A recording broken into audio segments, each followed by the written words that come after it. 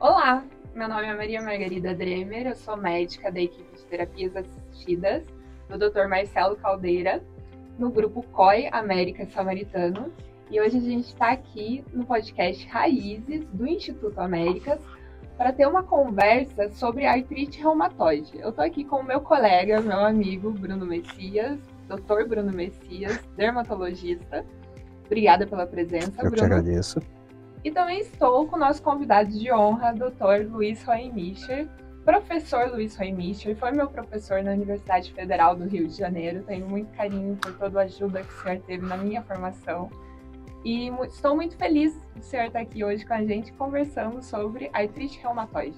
Obrigada, Dr. Luiz. Eu que agradeço ao Bruno, ao Marcelo, a Maria Margarida, a oportunidade de estar aqui conversando com vocês sobre essa, que é talvez a doença mais importante na minha especialidade, que é a reumatologia.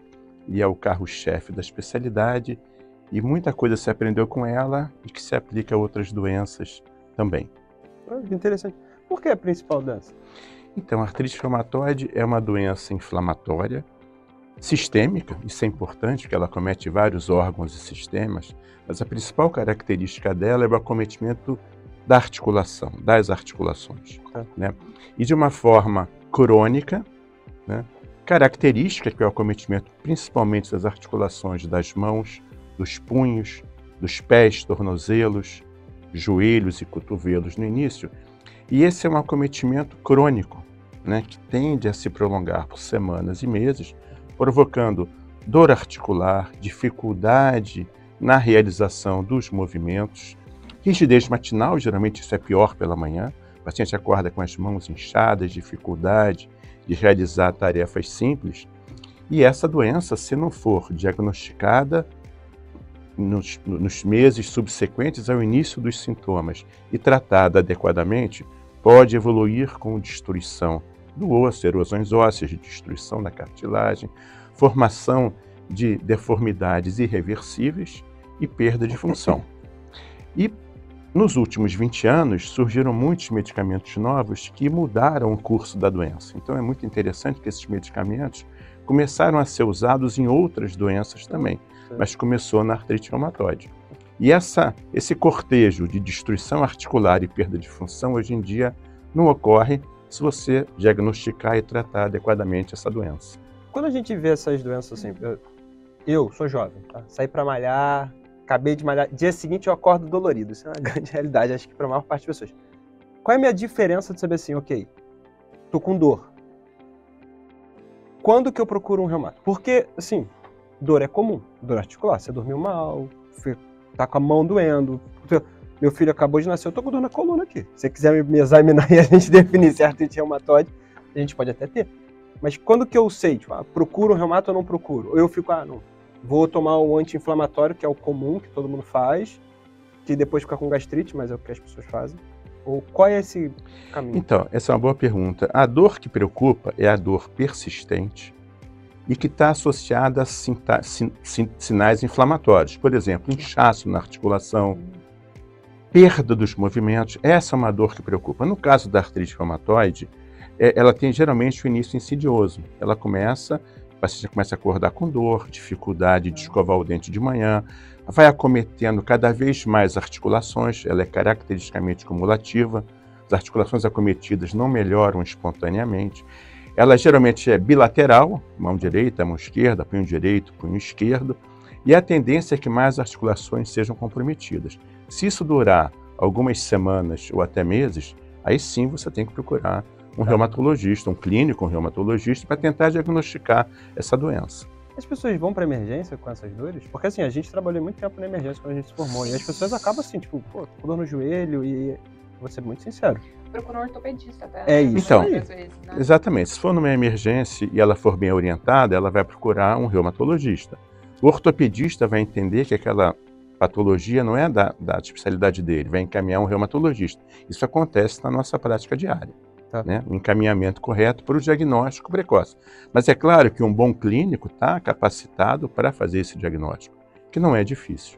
Quando a gente vê assim, se eu tiver artrite reumatoide, isso é genético, isso é epigenético, e aí isso tá na moda, né? Da epigenicidade, de que o meio transforma a pessoa, e essa questão inflamatória.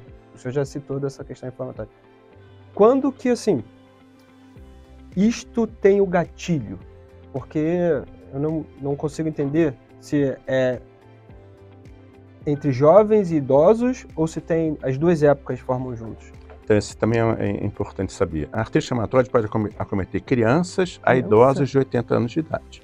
Tem artrite reumatoide juvenil e até artrite que começa em pacientes idosos. Geralmente começa entre os 35 e os 60 anos de idade, mas nada impeça que possa começar antes ou depois. É mais comum em mulheres. Mas você tocou em fatores genéticos, fatores ambientais, então nessa é uma doença onde comprovadamente os fatores genéticos são importantes e os fatores ambientais também são muito importantes. Vou te dar um exemplo. A prevalência de artrite reumatoide, quer dizer, o número de pessoas que em determinado momento têm artrite reumatoide, está entre 0,5% e 1% da população.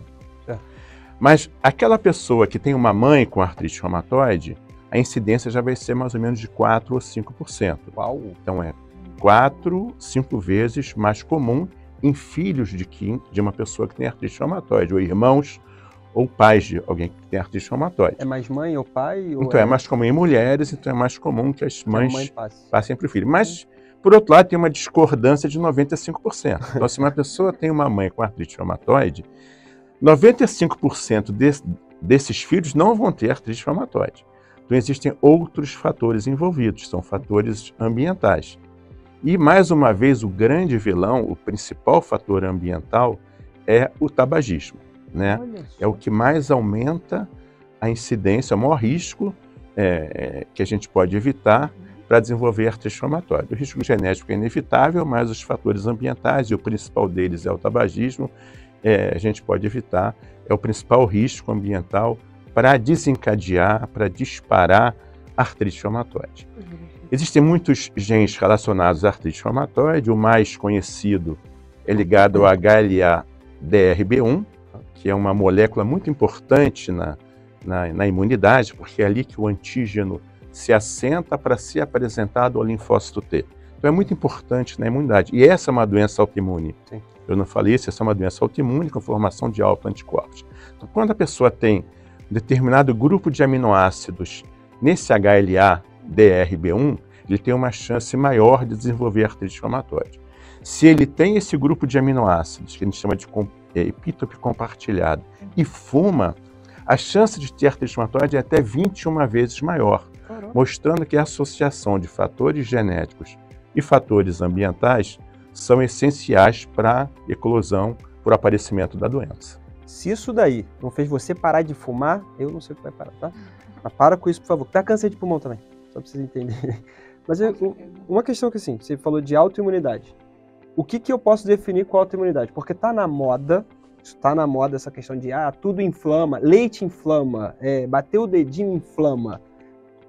Assim, quando eu chego a um paciente e quero explicar, o que é inflamação? A inflamação é uma das respostas do organismo a diversas formas de agressão. Pode ser agressão física, pode ser traumática, pode ser autoimune. No caso da autoimunidade, é que o nosso sistema imunológico ele tá capacitado a nos proteger de todo um ambiente agressivo. Bactérias, vírus, células malignas, agentes tóxicos. Então, o nosso sistema imunológico preserva a nossa integridade. Nas doenças autoimunes, o sistema imunológico ele agride algumas células e tecidos do próprio corpo. Existe uma perda de tolerância para aquilo que é nosso. Então, ele começa a agredir o próprio corpo. No caso da artrite reumatoide, existe na maioria dos pacientes a formação de anticorpos contra determinadas proteínas. Isso forma os complexos imunes e esses complexos imunes, antígeno, anticorpos, eles atraem células inflamatórias, amplificam a resposta inflamatória e a destruição articular. Por exemplo, a gente sabe que um anticorpo importante na artrite reumatoide é o anti-CCP, peptídeo cíclico citrullinatado, né? É específico para essa doença. E esse próprio anticorpo ativa uma célula chamada osteoclasto que vai reabsorver o osso e vai provocar erosões ósseas. Então existe uma relação muito importante entre a autoimunidade, a inflamação e a destruição articular. Isso é legal. Assim, tirando essa parte toda, você começou a estudar isso? Porque, assim, não é uma coisa muito prática, ainda mais na época onde não tinham-se o que tratar, porque agora, só mencionou aí de falar... Então, eu tive a oportunidade de viver a revolução da reumatologia, né? Porque quando eu estava me formando, você tinha muito pouco remédio para tratar, eram remédios pouco eficazes e com muitos efeitos adversos.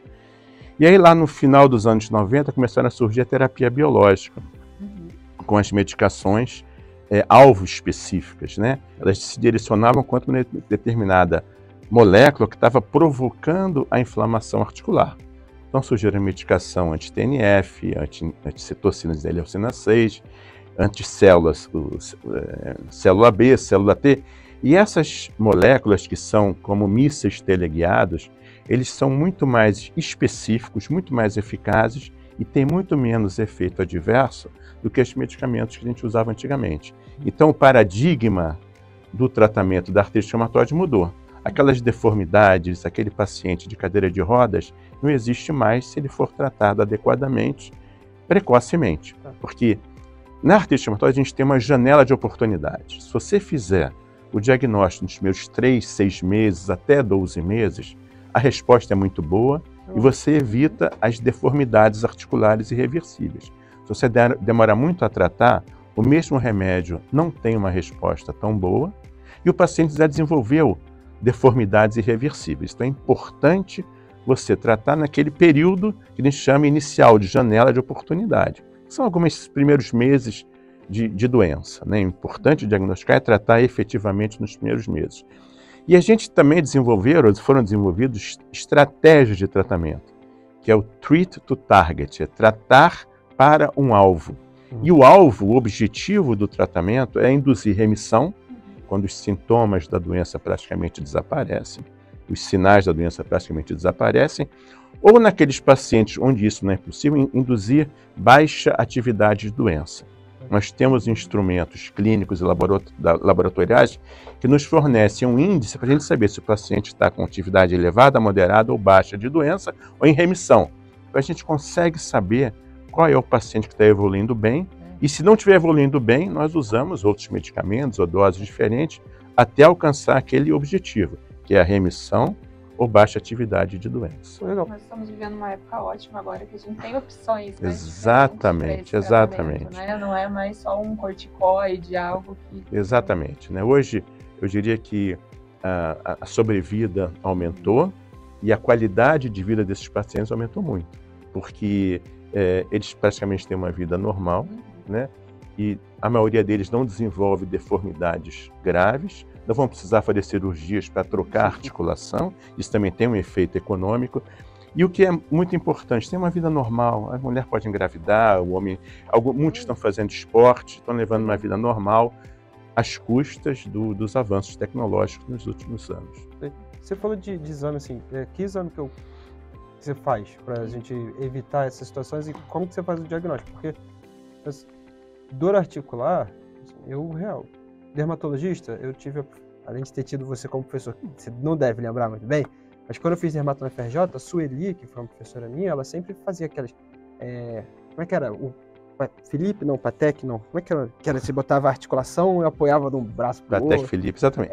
Então, a gente faz, importantíssimo o que você falou, né? O paciente tem o sintoma, ele tem a dor articular, ele observa que a mão está inchada, ele tem dificuldade de realizar essas atividades, mas é importante o médico identificar a inflamação articular. Né? Depois que ele identifica a inflamação articular, isso pode ser provocado por muitas causas. Pode ser, como você falou, artrite psoriásica, pode ser gota, pode ser traumática, pode ser infecciosa. Então, aí a evolução, o exame do médico e os exames complementares é que vão ajudar no diagnóstico com alto grau de sensibilidade e especificidade, ou seja, com quase certeza do diagnóstico. Né? Então a gente tem hoje em dia critérios clínicos, quer dizer, quais são as articulações comprometidas, como eu falei, a artrite reumatoide é mais mãos, punhos, pés, tornozelos, joelhos, de uma forma bilateral. Né? Então isso é importante. Tem exames que mostram que existe uma inflamação sistêmica, como eu falei, essa é uma doença sistêmica, não é restrita só às articulações, mas acomete principalmente as articulações, mas existem repercussões nos exames de sangue. Então o paciente tem geralmente o VHS alto, proteína C reativa alta, o paciente pode ter uma anemia, outras alterações laboratoriais, e um grupo pequeno de pacientes pode ter comprometimento pulmonar, inflamação ocular e outros órgãos e tecidos podem ser comprometidos. Mas então, o acometimento articular típico, o aumento do VHS e ou proteína C reativa, exames que mostram a autoimunidade, no caso da artrite reumatoide, é o fator reumatoide positivo e ou o anti-CCP positivo. O FAN não se pede mais? O FAN não é importante para o diagnóstico de artrite reumatoide. Ele pode ser positivo ou negativo.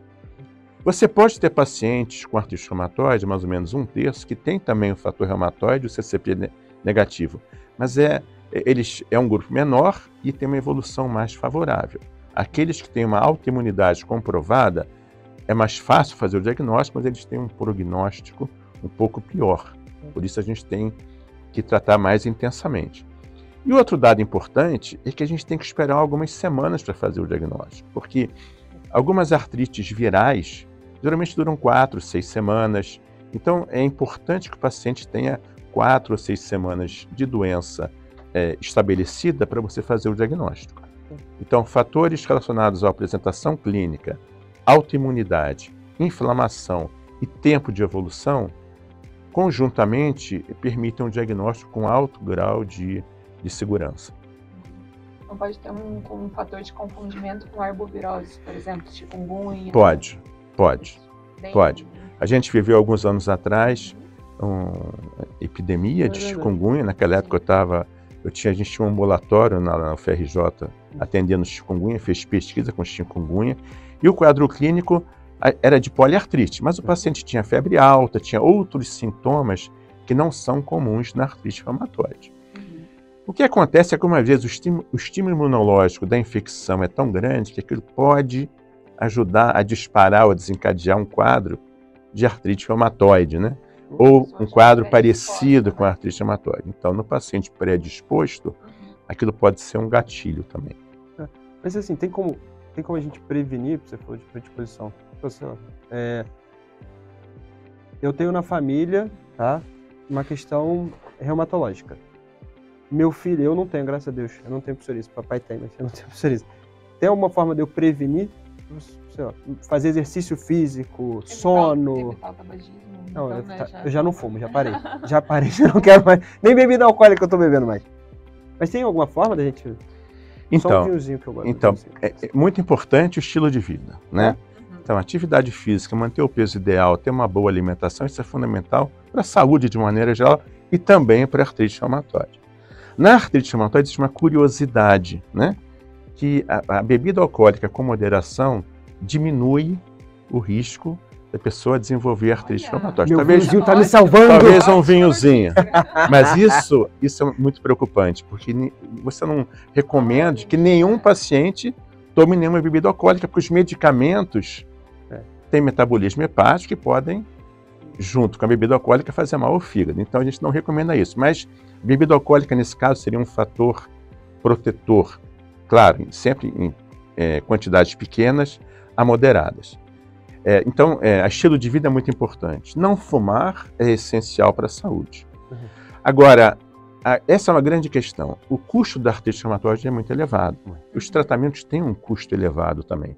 Então, no mundo inteiro se procura usar tratamentos precocemente naqueles pacientes que têm uma pré-artrite. Pacientes que têm o anti-CCP positivo, têm uma artralgia, mas não tem ainda um diagnóstico de artrite reumatoide. E aí eles usam medicamentos que agem na imunidade. O rituximab, que depleta linfócito B, e até o abatacept, que inibe a co-estimulação do linfócito T. Então são estudos caros, interessantes, em pacientes que ainda não têm artrite reumatoide.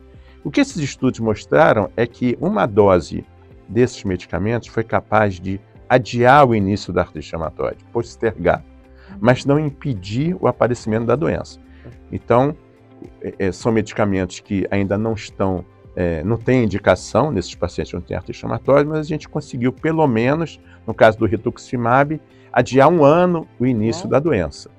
Mas é muito complicado você usar um medicamento com esse custo e que vai diminuir a imunidade do paciente, naquele paciente que não tem doença ainda, tem uma dor articular simples e discreta. Então ainda não tem essa indicação. Alguma vez nas suas pesquisas já teve algum dado que você falou assim, esse dado aqui está descasando ou tem alguma coisa diferente? Porque acho que eu nunca vi fazendo pré-medicação para uma doença para evitar, retardar a evolução dela. Então, isso se faz, né? Esses são trabalhos, um trabalho holandês, tem um grupo muito importante na Holanda, que fez esse trabalho com rituximab, tem um outro grupo que fez com abatacept, mas no Brasil a gente ainda não está autorizado a fazer isso. Agora, pesquisa clínica é uma coisa que você começa e nunca sabe a resposta, né? A gente, uma vez fez pesquisa clínica com um medicamento que é um inibidor da interleucina 17, né? Que funciona muito bem em artrite psoriásica e não funcionou em artrite reumatoide. O rituximab, que depleta a célula B, funciona em artrite reumatoide, mas não funciona na artrite psoriásica, nem funciona na espondilite. Então essas doenças têm nuances da autoimunidade, da sua patogenia, que são muito próprias dela. Então, às vezes você começa um estudo pensando que vai ter uma resposta, mas só quando você abre o resultado que você vê se funciona ou não, né? Então, agora, prevenir, tem situações que é fácil prevenir. Na artrite reumatoide, não. Mas na gota é fácil prevenir. Então, na gota, você tem um paciente com hiperuricemia, e aí existe aquela discussão, né? Vamos tratar antes do paciente ter a crise de gota ou não. Mas é simples e é fácil tratar uma hiperuricemia.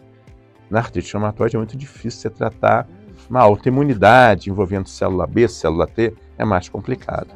Mas com certeza, boa alimentação, não fumar, atividade física e tentar evitar o estresse vão ajudar sempre. Já teve algum paciente que você começou a tratar e o paciente ficou sem usar alguma medicação, você começou a tratar com imunobiológico, e aí ficou um longo tempo sem precisar, ou isso... Então, essa é uma questão interessante, né? Porque o objetivo...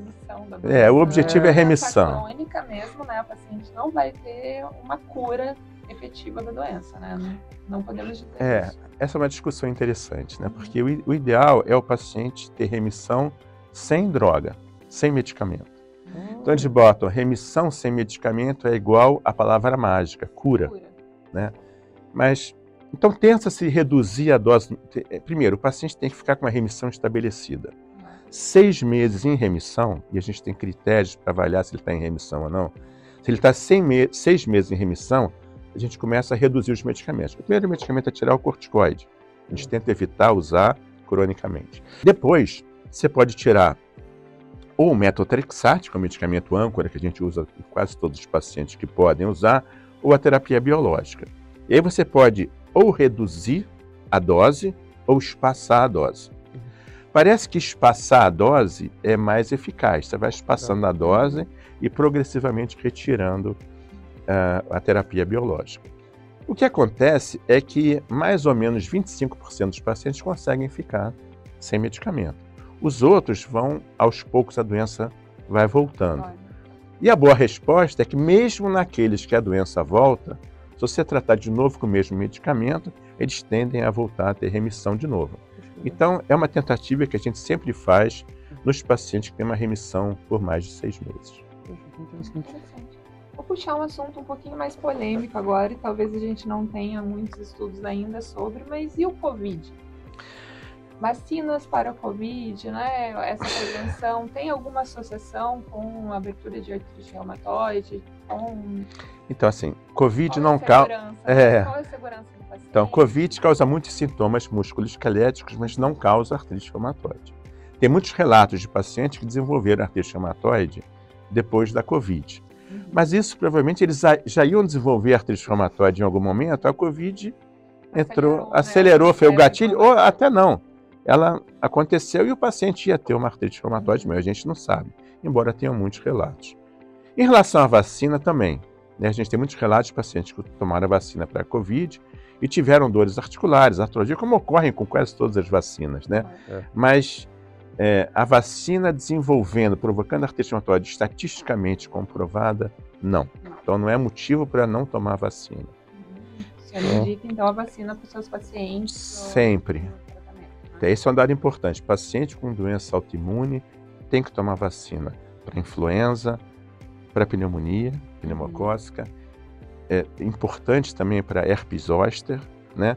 E o que é importante também é que alguns desses medicamentos para artrite reumatoide, alguns medicamentos biológicos ou não biológicos, eles podem diminuir a eficiência da vacina. Então você tem que orientar o paciente, às vezes a parar metotrexate, por exemplo, ou tentar tomar antes de iniciar o rituximab, porque em vigência desses medicamentos a vacina não vai ter a mesma eficácia. Mas é importante que eles estejam vacinados, porque a artrite reumatoide num paciente cuja imunidade está comprometida pelo tratamento, a COVID num paciente cuja imunidade está comprometida pelo tratamento, tende a ser uma COVID mais grave. E um dado muito interessante, né? Quer dizer, aí já vem o outro lado, né? Que medicamentos que foram usados para artrite reumatoide, que têm um potencial anti-inflamatório, como tocilizumab, né, e o inibidor de JAK, acabaram sendo usados para COVID grave, onde existe uma reação inflamatória muito intensa também. Então, existe aquela situação onde um tratamento que é usado para artrite reumatoide pode beneficiar um paciente com COVID grave. São situações específicas e medicamentos específicos, mas nós aprendemos com a pandemia que isso ocorre. Quanta coisa a gente aprendeu com a pandemia. Como é que ficou isso com a reumatologia na pandemia? Porque pra gente aqui... Então, no início foi muito difícil, né? Porque a gente achou que todo paciente reumático ia ter mais COVID mais grave e que todo tratamento também transformava a COVID nas formas mais graves. Com o tempo nós vimos que não era bem assim, tá? Alguns tratamentos não pioram a COVID e nem todos os pacientes com doença reumática têm COVID grave. Pacientes com doenças mais imunossupressoras, mais imunodepressoras, como lúpus, por exemplo, geralmente tinham uma COVID com um risco maior. Mas em artrite reumatoide isso não foi tão verdade, a não ser aquelas formas mais graves, mas a maioria dos pacientes evoluiu bem. Mas foi uma preocupação, foi um susto grande. Ninguém sabia. Esse perfil da COVID como uma doença muito inflamatória, né? Com uma cascata de inflamação muito grande, o que a gente acaba associando com as doenças reumatológicas também, né? Com essa questão da autoimunidade, do aumento da inflamação. Então, foi algo que, de início, todos associamos, né? Como os nossos pacientes reumatológicos, como vai ficar essa segurança, se eles vão ficar mais graves ou não. E que bom que no final das contas a gente viu que isso não foi uma correlação verdadeira, né? Então, a interleucina 6, que é uma citocina, que promove muita inflamação sistêmica, ela é importante na COVID grave, para promover uma COVID mais grave. E um dos medicamentos usados para tratar artrite reumatoide, ele é um inibidor da interleucina 6, o tocilizumab. Então, ele é usado na COVID grave. O problema que nós tivemos é que ele foi tão usado na COVID grave que faltou para os pacientes com artrite reumatoide. Eu lembro dessa época. Isso aconteceu. Foi engraçado. Mas assim, uma coisa que eu tenho muita dificuldade de entender, e é muitas das questões das interleucinas mesmo. Porque a gente, quando vai estudar, tem várias interleucinas que têm alteração, você tem os anti-TNF, tem os TNF, né, fatores de necrose tumoral. E como que uma medicação em específico, alvo, consegue bloquear toda essa cascata? Porque você vê o inibidor da JAK. O inibidor da JAK, ele vai lá no início e bloqueia toda a cascata imunológica. Mas como que se eu tomar hoje o anti-TNF, eu vou ter a segurança de que estou tranquilo, as coisas vão melhorar? Com essa segurança, assim. Então, na década de 80 e 90, já foram identificadas aquelas moléculas que promoviam inflamação articular. Uma delas era o TNF-alfa, interleucina 1, interleucina 6. E aí surgiram, com essas novas técnicas de formulação de medicamentos, a terapia biológica, que é muito interessante, porque esses anticorpos que bloqueiam essas citocinas, como o TNF, são anticorpos muito, muito grandes, muito complexos de serem fabricados. Então, eles não são fabricados com laboratórios químicos convencionais. Então, eles são fabricados dentro de uma célula. Então, você muda o DNA de uma célula e aquela célula vai produzir esse anticorpo. E esse anticorpo é como um míssil teleguiado contra aquela molécula que está provocando a inflamação articular. Então você neutraliza, inativa aquela molécula que está provocando inflamação articular. Então rapidamente você consegue produzir a melhora do paciente. E existe o que a gente chama de cascata de citocinas, quer dizer, o TNF-alfa ele estimula o macrófago, uma outra célula, a produzir interleucina 1 e a produzir mais TNF-alfa. E a interleucina 6 é a mesma coisa. Então você bloqueando a ação de uma dessas moléculas, você acaba tendo um efeito final de redução das citocinas, né, dessas proteínas que estão promovendo a inflamação articular. Então o resultado costuma ser bom. Só que essas citocinas, essas moléculas, elas estão no organismo para provocar inflamação articular. Elas têm um efeito fisiológico. Elas ajudam a ativação de células de defesa, macrófagos, na defesa contra bactérias, vírus, etc. E tal. Então, quando você inibe a ativação, a atuação dessas moléculas, os pacientes ficam um pouco mais suscetíveis a infecções. Principalmente aquelas infecções crônicas, a gente sabe, tuberculose, hepatite B. Então, antes de começar a tratar, você tem que fazer uma avaliação, rastreio, saber se aquele paciente pode usar essa substância. Legal. No caso de uma tuberculose latente, tratar a tuberculose latente, e depois que essa infecção for tratada, você pode começar com bastante segurança esses medicamentos. Existem outros efeitos colaterais que são muito menos comuns, doença desmielinizante, doença cardiovascular, mas isso é muito menos comum. A grande preocupação é a infecção. Você estava uma vez comentando com a gente sobre a associação dos tumores e das doenças reumatológicas. Como é que está essa situação? Então, no caso da artrite reumatoide, esses pacientes têm um risco um pouco maior de desenvolver linfomas e têm um risco um pouco maior de desenvolver câncer de pulmão. Mas isso acha-se que é por causa do mesmo do tabagismo, né? Que o tabagismo é um fator de risco para a artrite reumatoide e também para o câncer de pulmão. Então, esses pacientes têm um risco um pouquinho maior, bastante pequeno, de desenvolver tumores, né? Agora, o que a gente conversou também em uma outra época é que hoje em dia você usa a imunoterapia para tratar tumores. Sim.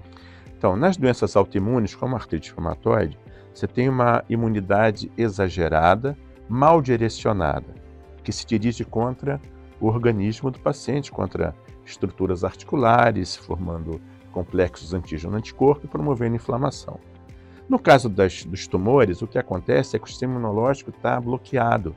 Ele não está conseguindo combater as células tumorais. Então você usa medicamentos, a imunoterapia, para fortalecer o sistema imunológico, para aumentar a resposta imune para combater os tumores.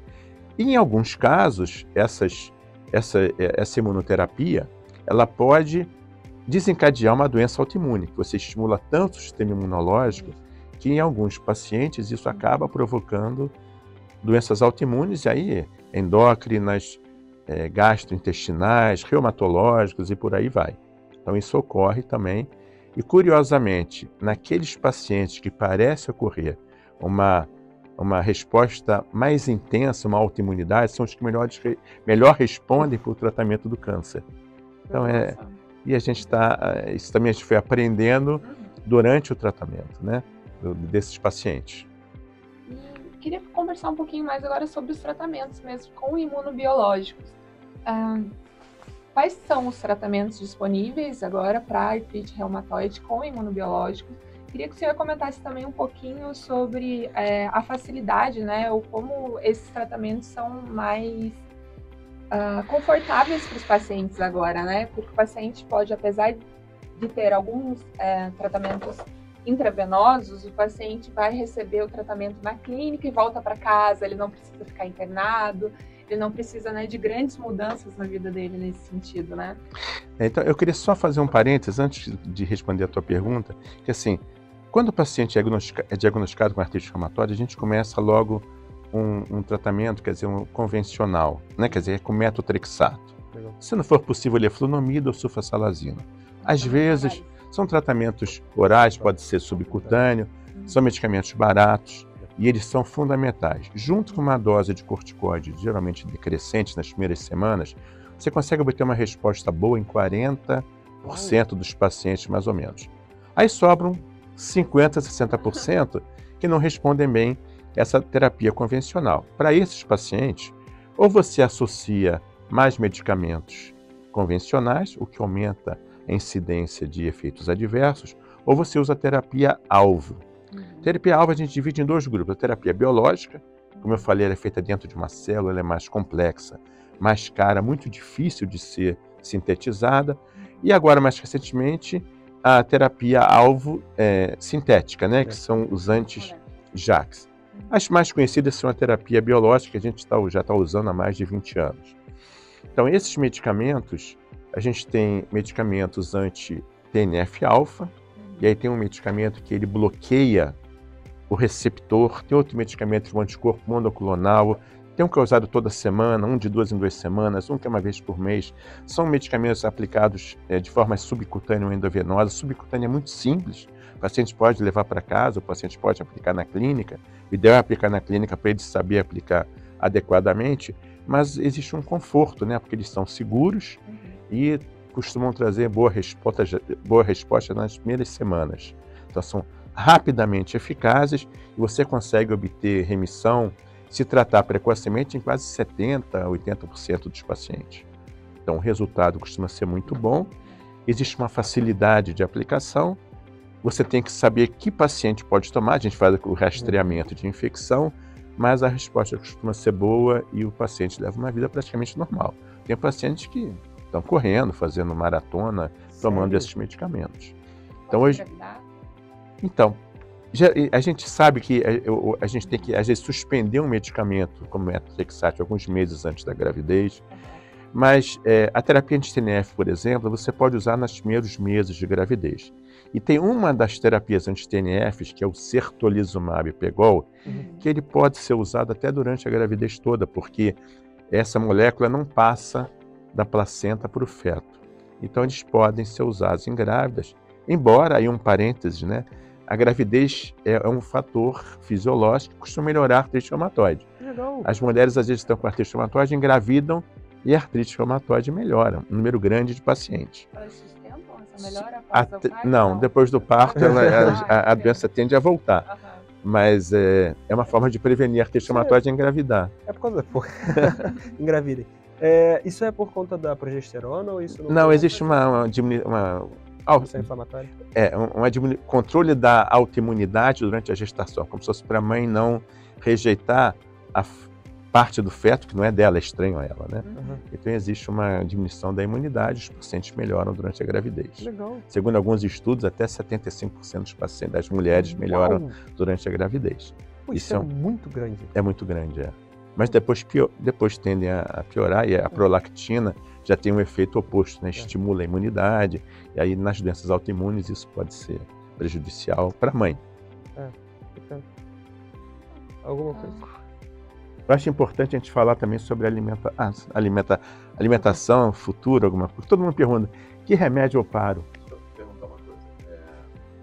Fábio, há algum tempo já conhecido que o aumento do nível de inflamação do organismo influenciam nas doenças cardiovasculares. E os pacientes com doença inflamatória, com artrite reumatoide, têm um risco aumentado de doença cardiovascular e AVC, por exemplo. Os tratamentos reduzem esse risco, que é inerente à própria doença. Como é que é isso? Dá uma explicada. Então, isso é muito importante. A principal mortalidade do paciente com artrite reumatoide é a doença cardiovascular. É quase igual, é um pouquinho maior até que diabetes, comparado ao diabetes, porque a inflamação sistêmica aumenta a aterosclerose. Então, a ideia é que você controlando a inflamação sistêmica, você diminui o risco cardiovascular. Isso ocorre com a medicação anticitocina.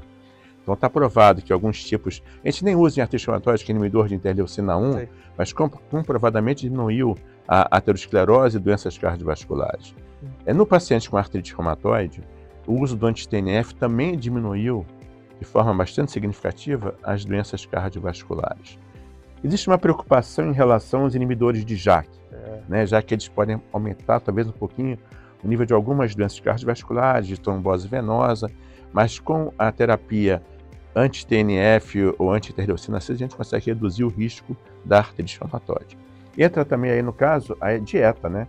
A dieta tipo mediterrânea, que, Adoro. embora a dieta não evite a artrite inflamatória, ela é importantíssima no paciente com artrite inflamatória para diminuir as complicações, as comorbidades e manter o peso ideal, né? A dieta tem um efeito anti-inflamatório como o exercício também, né?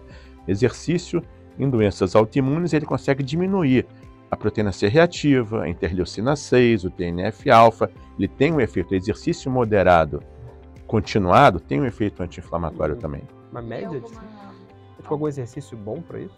E até algum alimento que você deveria evitar, algo que você acha que... Então assim, não adianta parar de comer carne ou leite, que a artrite não vai desaparecer. Mas a gente sabe que na dieta mediterrânea, as carnes vermelhas são consumidas em quantidade muito menor, né? Então isso é importante, alimentos processados, ultraprocessados. Açúcar, né? Bebidas açucaradas um dia são um grande vilão, né? Mas ajuda, né? Mas isso não evita e não trata a artrite inflamatória. Você tem que fazer uma boa dieta, exercício moderado continuamente, junto com o tratamento adequado. E esse tratamento tende a melhorar, né? Estão surgindo novas terapias, agora está surgindo terapias celulares, o CAR-T-cell em doenças autoimunes, que é uma grande esperança de tratamentos futuros, novas terapias biológicas. Essa evolução de pequenas moléculas, o que você tem achado? Porque cada vez está indo mais por esse caminho, né? Então, essas também já tem estudos em artrite inflamatóide, né? A nanoterapia, né? São moléculas muito pequenas que vão exatamente dentro da articulação levar uma molécula para provocar, diminuir a inflamação, né? Provocar anti-inflamação, um resultado anti-inflamatório dentro da articulação. E está chegando aí a inteligência artificial, né? Isso aí chegou ontem, né? A inteligência artificial chegou ontem, né? Para ajudar no diagnóstico, na terapia personalizada, entender qual é o paciente que vai responder bem a qual medicamento. Isso já está aí, já está cheio de trabalho mostrando que a inteligência artificial já faz parte da nossa prática.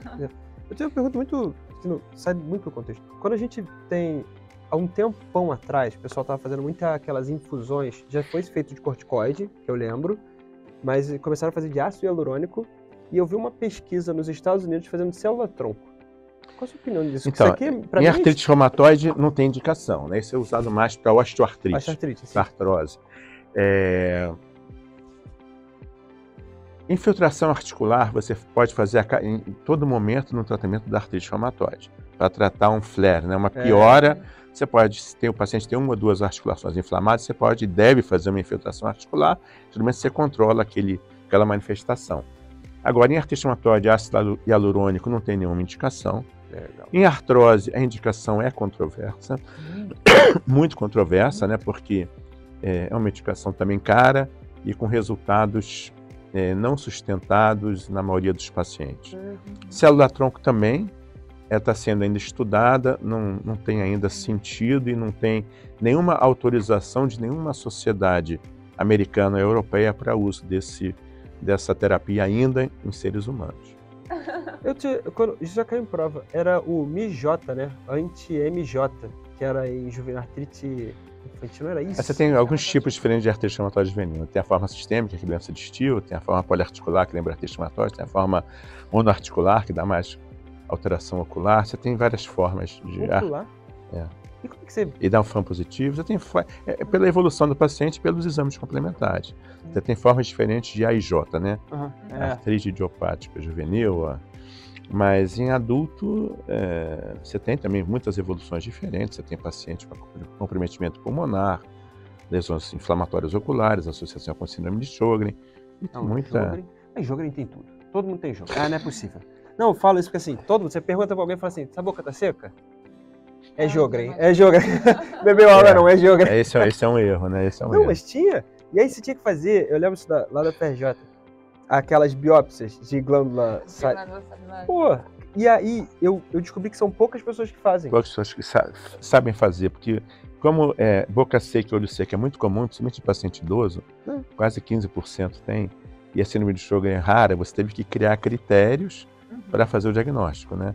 Então a maioria das pessoas não tem doença autoimune que provoque o olho seco e a boca seca. Tem uso de medicamentos antidepressivos, tabagismo, ambiente pouco úmido, várias outras causas. Ar-condicionado, local. Ar-condicionado. Desidratação. Exatamente. Bebe Poluição. água, né? Poluição. Né? E a própria idade, né? Os pacientes idosos têm muito olho seco e boca seca por distúrbio glandular mesmo.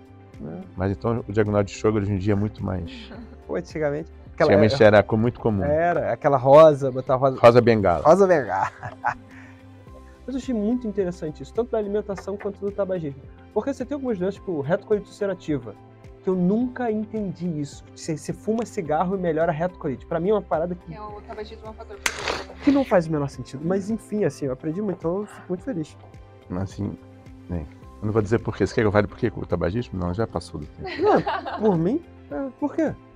Então, porque o tabagismo, ele irrita a mucosa do pulmão, né? E também... Pode cortar, porque o Lula vai estimular o pessoal. É. O pessoal vai achar desculpa para fumar. Então, o tabagismo, ele acaba irritando a mucosa brônquica, né? Também tem problema de paciente com problema periodontal, né? E essa irritação da mucosa brônquica, o problema periodontal, eles acabam estimulando a formação do peptídeo da citrulina, né? A citrulina no lugar de uma arginina. Ele muda uma proteína do organismo, né? E essa proteína modificada é que é o principal antígeno para provocar a autoimunidade. Então, naquele paciente que tem uma predisposição genética, que faz o anticorpo antipeptídeo citrulinatado, se você tem a formação desse peptídeo citrulinatado no pulmão, ou na boca, ou no intestino, você vai ter a formação do antígeno e do anticorpo. Em algum momento, esse complexo antígeno-anticorpo entra dentro da articulação. Ou pode ser até se formado dentro da articulação. Né? E aí você começa a provocar reação inflamatória. Então, o tabagismo, eles fizeram um estudo já com lavado broncoalveolar, o tabagismo provoca a citrulinização de algumas proteínas do lavado broncoalveolar. Então, isso acaba provocando a artrite, né? Acaba facilitando a artrite. Caraca, que legal. Então, fumar também é ruim. Fumar é péssimo. Então, assim, mas qualquer cigarro... Qualquer cigarro. Charuto. Ai, ó. Eu não sei se tem estudo com charuto, porque geralmente você tem pouca gente fumando charuto no Eu não mundo. conheço ninguém fuma. Mas provavelmente é o mesmo. Acabou de falar, a ação Não, sim. acaba com o dente. Gente, então, queria agradecer a presença do Dr. Luiz Heimicher. Obrigada por essa conversa. Eu acho que foi muito produtiva. A gente aprendeu muito hoje sobre a artrite reumatoide e outras patologias também, Sim, né? que a gente Mecanismo conversou. de ação. Obrigada, Bruno. Eu gostaria de agradecer também ao Instituto Américas, né, por esse espaço aqui no podcast Raízes. Gostaria de agradecer ao Marcelo Caldeira, nosso chefe, que coordena a equipe de terapias infusionais do grupo COI Samaritano Américas. E Se vocês tiverem alguma dúvida, isso. manda para o Instagram do Instituto. A gente vai tentar responder todas que tiverem, tá? Sim, se tiver a caixinha aberta, pode mandar no direct. Sintam-se à Procura vontade. a gente, que a gente vai responder vocês. E se a gente não souber responder porque a gente não sabe, Dr. Luiz sabe. vai responder para vocês. Eu posso falar também? Com certeza, por favor. Eu só queria dar uma última mensagem otimista, né? A artrite reumatoide é uma doença relativamente comum, mas se você procurar o clínico, o reumatologista correto, o diagnóstico é simples e o tratamento muito eficaz, e a pessoa com esse tipo de diagnóstico vai ter uma vida normal.